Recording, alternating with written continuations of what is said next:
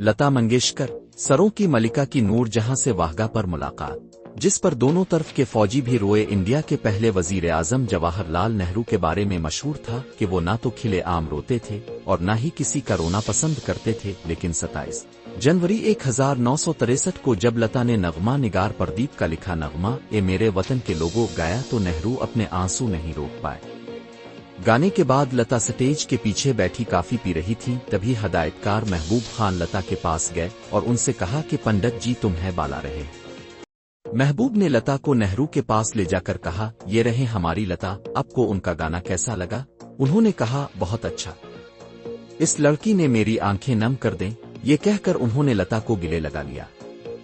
इसके बाद इस गाने का टेप रेडियो चैनल उदय भारती को पहुंचाया गया और म्यूजिक कंपनी HMV इसका रिकॉर्ड बनाकर इसे बाजार में ले आई।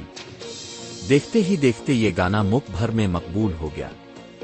सना 1966 में जब नेहरू मुंबई आए तो लता ने तकरीब में उनके सामने फिल्म आरज़ू का ये गाना गाया, अजी रूठ कर अब कहाँ जाइएगा। तब नेहरू ने उनके पास एक चेक भिजवा कर एक बार फिर ए मेरे वतन के लोगों गाने की फरमाइश की थी और लता ने उनकी ये फरमाइश पूरी की थी। सन 1949 में अंदाज रिलीज होने के बाद म्यूजिक चार्ट के पहले 5 नंबर पर लता के ही गाने हुआ करते थे। लता जब 80 साल की हुई तो उन्होंने खुद तस्लीम किया कि राज कपूर और नरगिस की फिल्म बरसात के बाद उनका करियर बुलंदियों को छूने लगा था। बड़े गुलाम अली खान साहिब का तबसरा दरअसल सना 1948 में फिल्म महल रिलीज हुई तो गीता राय को छोड़कर लता मंगेशकर के मुकाबले की तमाम गुलकाराएं शमशाद बेगम, जोहराबाई, पारल घोष और अमीर बाई एक एक करके उनके रास्ते से हटती चली गईं। सना 1950 में जब उन्होंने आएगा आने वाला गाया तो ऑल इंडिया रेडियो पर फिल्मी गाने बजाने की इजाजत नहीं थी। इंडिया के लोगों ने पहली बार रेडियो गवा पर लता की आवाज सुनी थी। गवा इस वक्त पुर्तगाल के कब्जे में था। सन 1961 में जाकर गवा पुर्तगाल के कब्जे से आजाद हुआ था। मशहूर कलेस्की गुलकार पंडित जिसराज एक दिलचस्प किस्सा सुनाते हैं। एक बार मैं बड़े गुलाम अली खान साहिब से मिलने अमृतसर गया था। हम बातें ही कर रहे थे कि ट्रांसिस्टर पर लता का गाना ये जिंदगी इसी की है, जो किसी का हो गया प्यार ही में खो गया सुनाई दिया। खान साहिब बात करते करते एकदम से खामोश हो गए और जब गाना खत्म हुआ तो बोले, कमबख्त कभी बेसारी ही नहीं होती। उनके इस जुमले में एक वालिद का जैसा प्यार भी था और एक फनकार का। लता के गाने की शुरुआत 5 साल की उम्र ही हुई थी। नसरीन मनी कबीर की किताब लता उनहर उनवाइस में खुद लता बताती हैं कि मैं अपने वालिद दीनानाथ मंगेशकर को गाते देखती थी, लेकिन खुद उनके सामने गाने की हिम्मत नहीं कर पाती थी। एक मर्तबा मेरे वालिद अपने एक शागिर्द को मौसीकी सिखा रहे थे। इन्हें कहीं जाना पड़ गया तो उन्होंने कहा कि तुम रियाज करो, मैं अभी वापस आता हूँ। मैं बालकनी में बैठी उनके शागिर्द को सुन रही थी। मैं इसके पास गई और उससे कहा कि तुम ये बंदिश गलत लगा रहे हो। फिर मैंने इसे गाकर सुनाया। इतनी देर में मेरे वालिद आ गए और मैं वहां से भाग गई। इस वक्त मैं 4 से 5 साल की थी और मेरे वालिद को नहीं मालूम था कि मैं गाती हूँ। यूं तो लता मंगेशकर ने कई मौसीकारों के साथ काम किया, लेकिन गुलाम हैदर के लिए उनके दिल में खास मकाम था। उन्होंने सिखाया था कि बीट पर आने वाले बोलों पर थोड़ा ज्यादा वजन देना चाहिए, इससे गाना उठता है। जबकि अनुल बिस्वास से उन्होंने गाते वक्त सांसों पर काबू पाना सीखा था। हरीश भीमानी अपनी किताब लता दीदी अजीब दास्तां है ये में लिखते हैं, अनुल इस बात पर ज्यादा जोर देते थे कि गाते वक्त सांस ऐसी जगह पर लेना चाहिए कि सुनने वाले को खटके नहीं। उन्होंने बताया था कि 2 लफ्जों के दरमियान सांस लेते वक्त आहिस्ता से चेहरा माइक्रोफोन से दूर।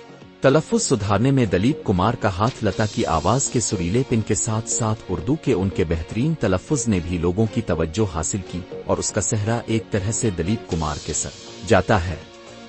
हरीश भीमानी अपनी किताब में लिखते हैं, एक दिन अनुल बिस्वास और लता लोकल ट्रेन से गुड़गांव जा रहे थे। इत्तेफाक से इसी ट्रेन में बांद्रा स्टेशन से दलीप कुमार भी चढ़े। अब अनुल बिस्वास ने इस नई गुलकारा का तारुफ दलीप साहिब से करवाया तो वो बोले कि मराठी लोगों के मुंह से दाल भात की महक आती है, वो उर्दू का बजहार किया जाने।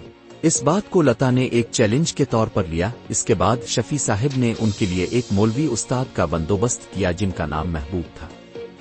लता ने इनसे उर्दू सीखी। इसके कुछ वक्त बाद फिल्म लाहौर की शूटिंग चल रही थी, जहां जतिन बाई और उनकी बेटी नरगिस भी मौजूद थी।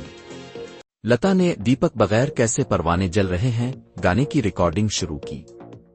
रिकॉर्डिंग के बाद जतिन बाई ने लता को बिलाकर कहा, माशा अल्लाह, किया सफाई से बगैर कहा है, हर किसी का इतना अच्छा तलफ़्फ़ुज़ नहीं होता। महबूब खान को फोन पर रस्का बिल्मा गा कर सुनाया। लता की आवाज की एक और खासियत थी और वो थी उनकी आवाज का दिन बदन जवान होते जाना।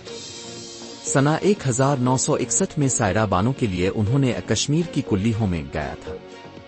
इस वक्त उनका सर और आवाज जितनी जवान थी इतनी ही 12 बरस बाद उनके गाने बाहों में चले आ हमसे सनम किया पर्दा में भी लगी। उनके बारे में एक कहानी मशहूर है। सना 1958 में महबूब खान अमेरिका में ऑस्कर की तकरीब में शिरकत के लिए लॉस एंजलिस गए हुए थे।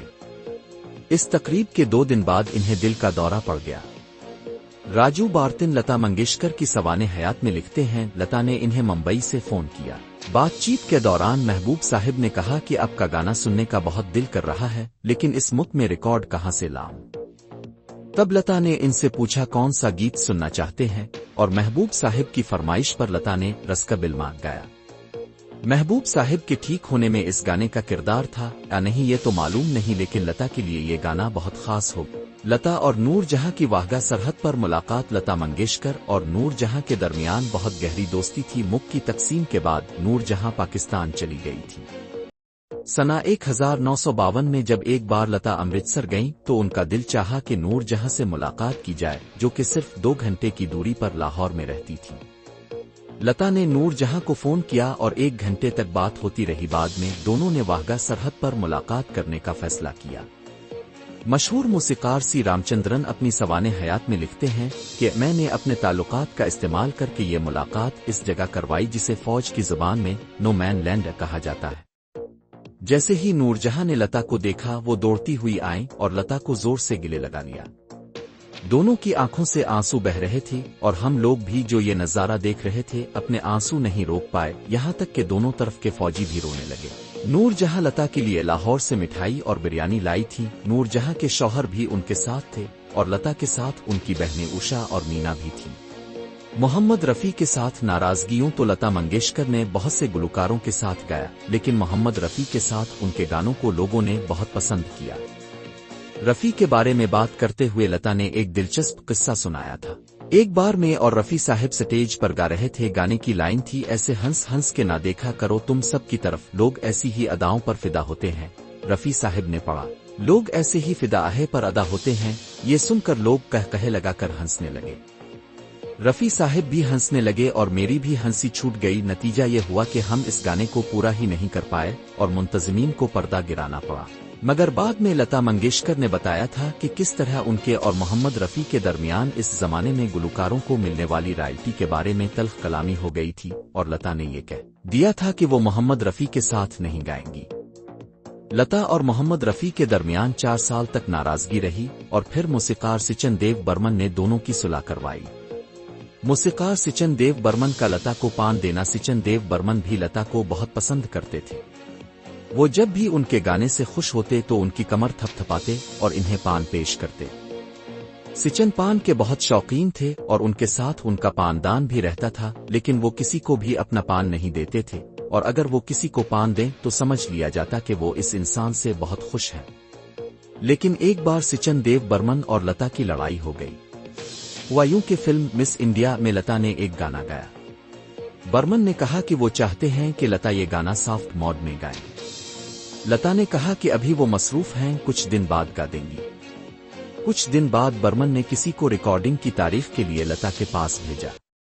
इस शख्स ने वापस आकर SD बर्मन से ये कह दिया कि लता ने गाने से इनकार कर दिया है, जबकि लता ने कहा था कि वो बाद में गाएंगी क्योंकि अभी मसरूफ है।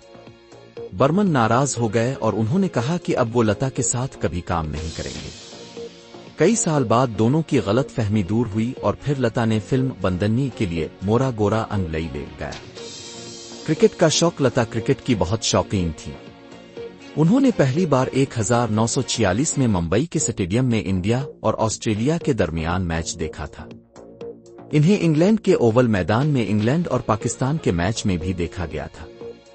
लता मंगेशकर के पास गाड़ियों की अच्छी कलेक्शन थी। उन्होंने अपनी पहली कार सलेटी रंग की हिलमैन खरीदी थी, जिसके लिए उन्होंने इस जमाने में 8,000 रुपए खर्च किए थे। इस दौर में इन्हें हर गाने के लिए 200 से 500 रुपए मिला करते थे। सना 1966 में फिल्म संगम से हर गाने के लिए इन्हें 2000 रुपए मिलने लगे थे। इसके बाद उन्होंने हिलमैन बीच कर शेवरोले खरीदी थी।